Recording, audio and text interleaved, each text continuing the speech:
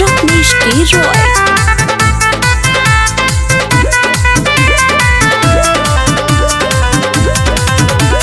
चलो ना घुमा दी जाने असो देव घर में, सावनों में टाइम पास कर जनी घर में।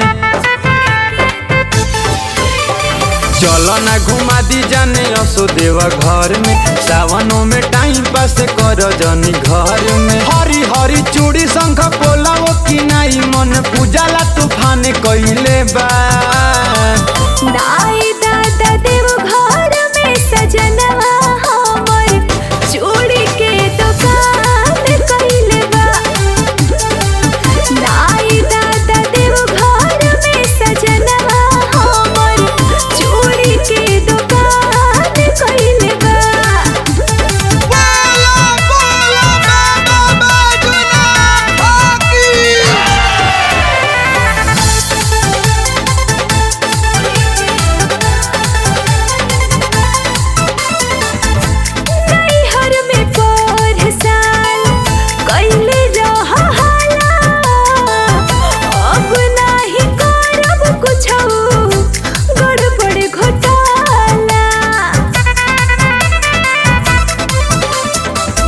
बैठल बाड़े तुहरे के का चिन्हेला हो, भीड़ होई भगतन के सब किनेला हो।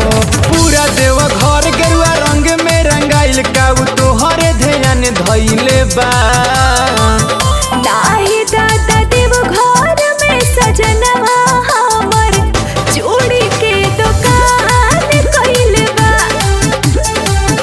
नाई दादा देव घर में सजनवा हमर चूड़ी के दुकान कइले बा।